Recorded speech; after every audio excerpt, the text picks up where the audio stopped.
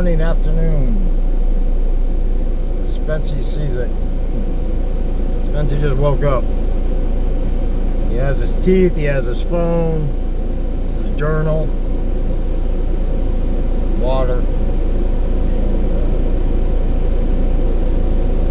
3 bars of gasoline. It's a good day. It's a good day to be alive. And for me to say that is just so different.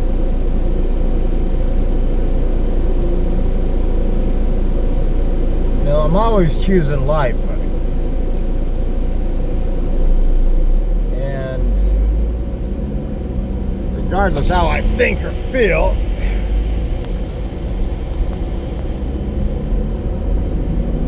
I'm trying to appreciate this life. 60 years old, I'm still trying to appreciate it.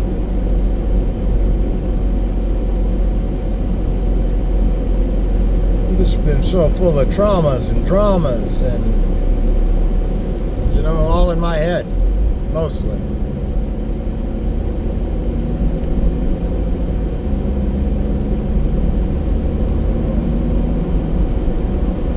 I'm grateful for my ADHD. I'm grateful for my learning challenges, disabilities, and all the support that I've gotten from, you know, from the state, from the country. I was in voc rehab. He paid for my hearing aids, helped me with my school. All the student loans that I owe. God, do I owe.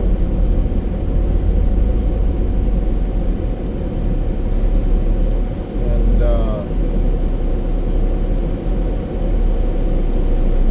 I haven't been stressed about it because I have health care, but I am stressed about health care and finances. I haven't worked in 15 years. I went back to school, then I was in school, and my mom died, and I just checked out. Wasn't even able to function anyways.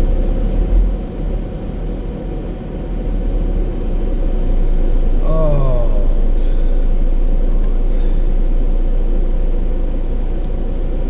Life.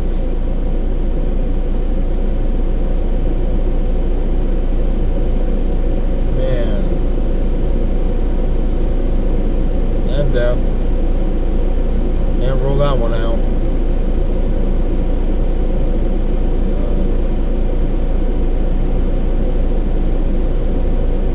Awful deep thoughts for just waking up. Now that's why I'm heading to my own group, to a meeting.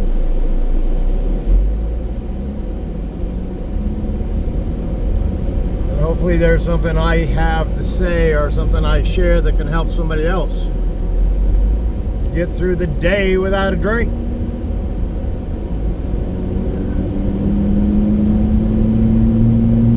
A lot of people like to get sober, but getting sober sucks. The detox sucks. It just does. Even with medical help. And you need medical help if you've been drinking for 10, 20 years daily. Don't do it on your own. Don't have to do that.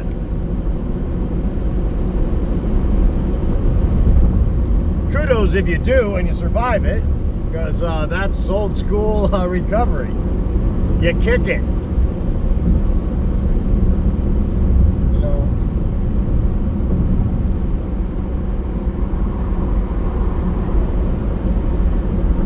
To be honest, I'd still be using methamphetamine if there was pure methamphetamine out there, but there's not. What's on the street, it's just pure toxic poison. Not that pure meth is, you know, all that great for you in the first place, but when it's pure, at least you know it is methamphetamine. It's not whatever the shit came out of the cooker, whatever chems they could come up with. And why not spice it up and add a little fentanyl to the meth? Yay!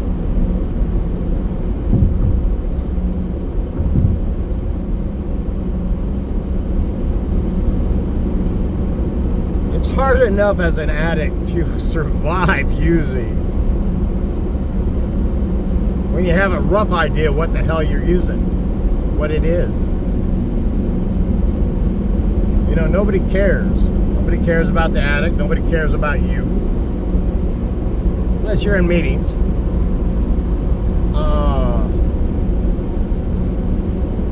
You know, because you're using. You're an addict. You're a meth addict. And the world can tell. Pretty easy to see. That shit, after a while, it just depletes everything. Spirit, mind, and body. Not necessarily in that order.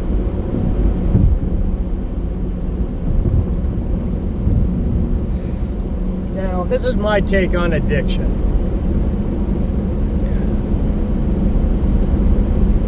And granted, I probably came into this world with an awareness that I have. But I've always known right from wrong. Whether I'm drunk or high, it don't matter. That's just a bunch of bullshit. If you're an addict and you're ripping off your friend's wallet and you're helping him look for it, you know damn well what the hell you're doing. You're ripping off a friend, man. You're violating trust. It's not good trauma. Not good karma, man. And every cell in your being records every act, every thought.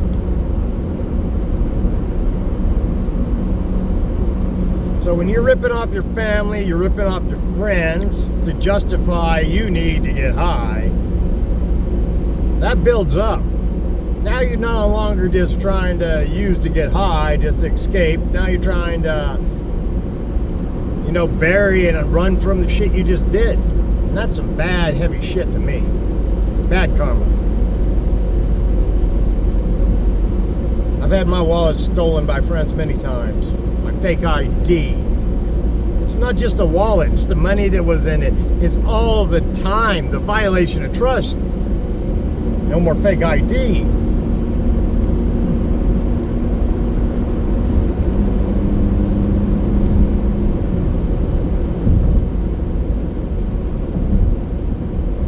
That's what I can't stand about it. I didn't steal. I'm no poster boy, but I didn't rip off my family. I didn't rip off my friends. I didn't steal shit from Home Depot. Mainly because I get caught. Guilt would be all over me. It's just not who I am.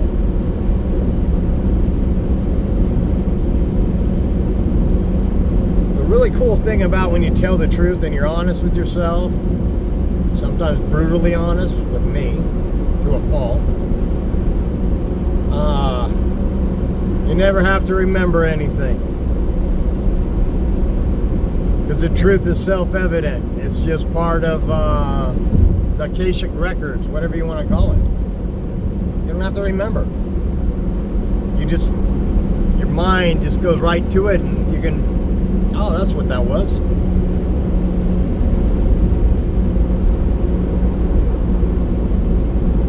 You know, I just can't stand liars and thieves. Lying and stealing my shit, I really can't stand that shit. I accept it today, but I don't, you know, when you lie, you are violating, you are robbing the truth from other people. Because if they're believing that your lies, they're filing that in their mind as true. Now you're cluttering up the system.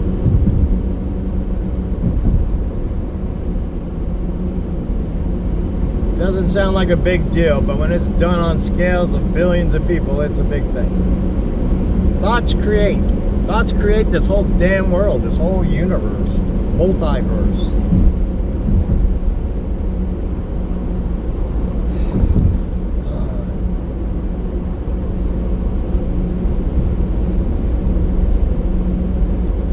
I don't know. Just going through the motions. These are the motions I do. I get up, I pray and meditate. whenever possible, I start my day with a meeting. Happy Friday! Every day is Friday to me. They all just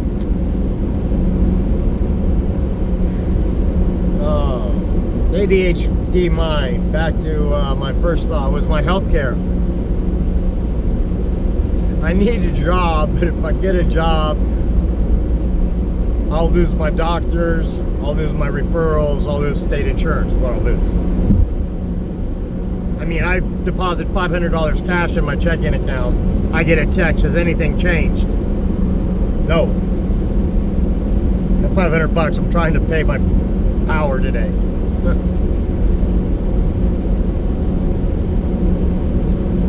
I don't know.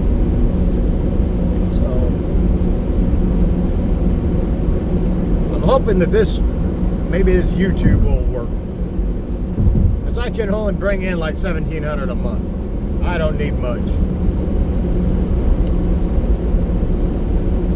and I really don't want to go back into welding. I'm 60 years old. My lungs are free of methamphetamine, nicotine, metal dust, particulates, welding fumes. Thank God I haven't been welding for the last 30 years. Breathing in all those heavy metals and shit. How I am alive, I do not know. I smoked a hefty bag of meth. Cigarettes for 20 years. In a welding hood for 10 years. No ventilations. No filters.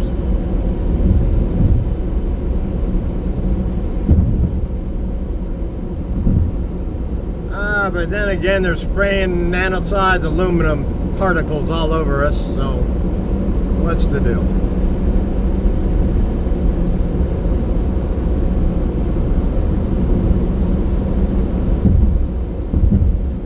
Oh my. It says it's 117 degrees outside. Huh. Wow. I didn't notice.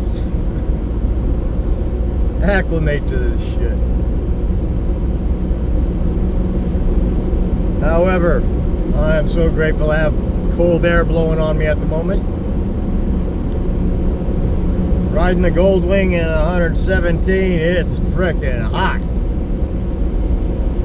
Even with the wind chill.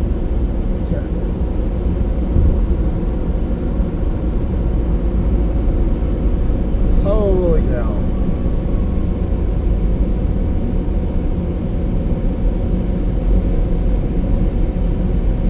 Back to what used to be my home.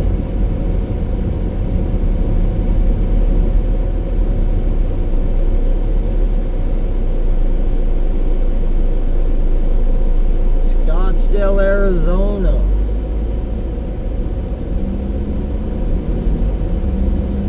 It doesn't look like Scottsdale to me anymore. God. It's like Phoenix, like everywhere else. All this asphalt's going to be a problem. We have paved the whole entire desert over. Wait till we get a downpour. Like other cities in the world are getting. Tokyo. All over. India.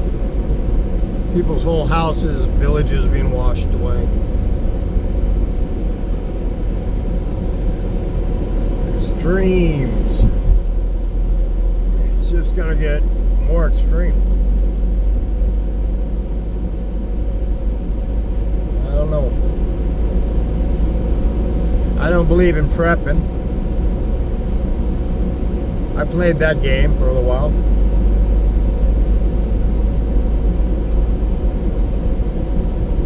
But, you know, about what you think you're gonna need. But the thing is, in life, you can stockpile whatever, a bunch of food, guns, whatever the heck you need, survival gear. Doesn't ever mean that you're going to be anywhere near it when the shit goes down. But one thing about that is sometimes when you create all that, you think you're creating it for you. You might be creating it for somebody else to find. You know,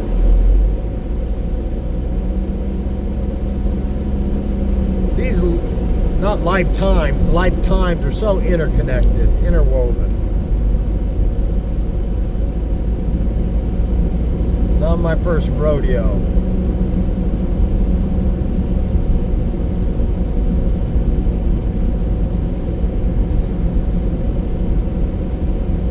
I believe we all volunteered to come here to experience whatever we've come to experience.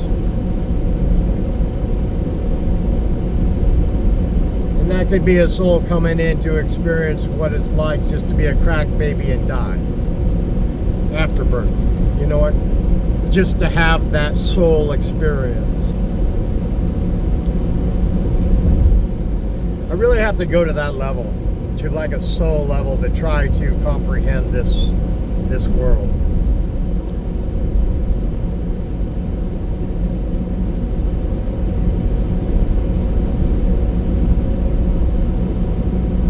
We've come here to experience, and you know, I would never rule out fear or pain.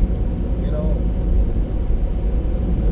pain is such a great, can be such a great motivator. You feel pain in your body, you should never ignore it. You should pay attention. Your body will tell you long before the symptoms.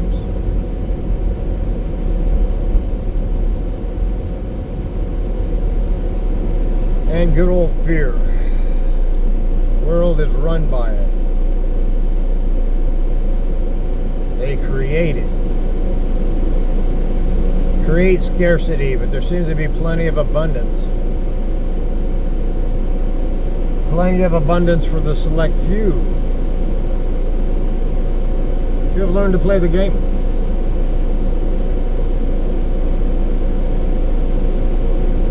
I don't understand greed. I never have. And I'm not a thief because I know what it feels like to get robbed.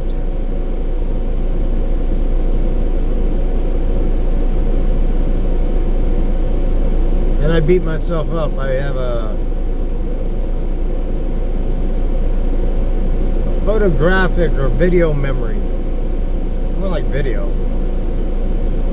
Always recording my mind. I absorb. I don't watch, I absorb everything. And somehow I know what to. If you practice observation for your whole life, watching your parents, how to walk on eggshells, how not to upset anybody, survival tactics. Don't want to upset anybody because then everyone's going to start yelling and screaming. And I don't like that, although that's what I became.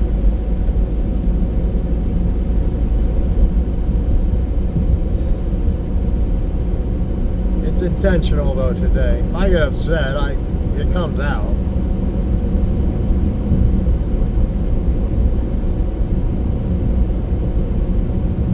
Quite entertaining. I write about myself and how entertaining I can be. I see myself like, I do. I have sort of like an out-of-body consciousness. I'm aware I'm talking in this phone. I'm aware I'm driving. I'm aware of everything around me, and also could be like in a hang glider above me. Something I haven't done in a long time is went hang gliding.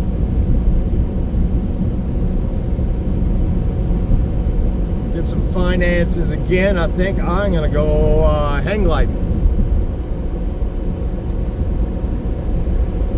Go see my friend Bill Holmes, Sky Sails of Arizona, as my hang gliding instructor. Shout out to Bill Holmes.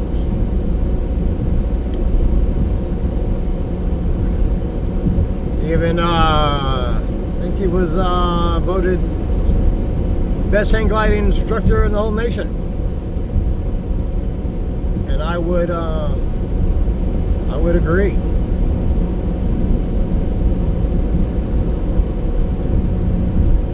I digress, but that was a good digression. Because right now I'm thinking about learning how to hang glide. I hated setting that stupid thing up though. For a 300-foot flight. Nowadays you don't have to. We can tow up behind a trike. It's a lot easier to learn how to hang glide today.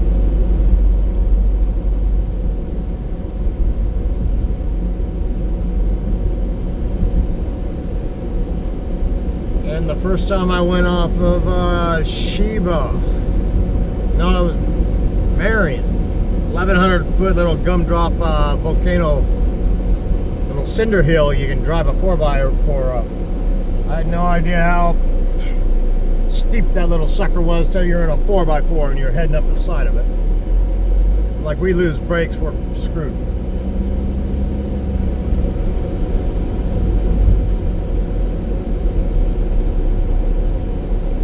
Anyways, you strap that little kite on there and you run off the side of it the same way when you run off the side of a little practice hill, except the ground drops out. Next thing you know, in about 60 seconds, instead of being 3 feet off the ground, you're 1,100 feet above the valley floor.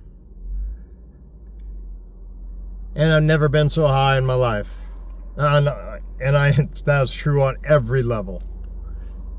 Flying like an eagle 1,000 feet above the ground. You are so in the moment. So scared, so overwhelmed. Nothing like the first time. That, however, is an incredible first time. Getting sober, be the exact opposite of that. But you fly around and you just slowly coast down. It's a sled run. No bumps, nothing. Just the last flight of the night, evening. And then you finally come and you make that landing, and then you look at the other veteran pilots that are already in the LZ, the landing zone. And you have the smile across your face, and your whole aura is just beaming, you're glowing, radiating. And you just look at each other and they give you this look, and no words are needed because they know exactly what you just went through and what you just experienced, and you're now a pilot. A very, very rare type of pilot. And man, oh, it's good to have a clean mind, to have good memories coming back again.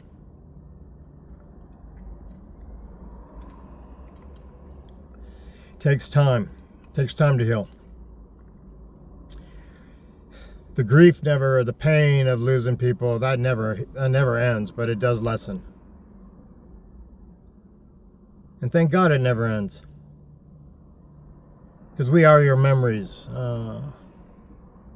Like the Mexican holiday. You need to remember.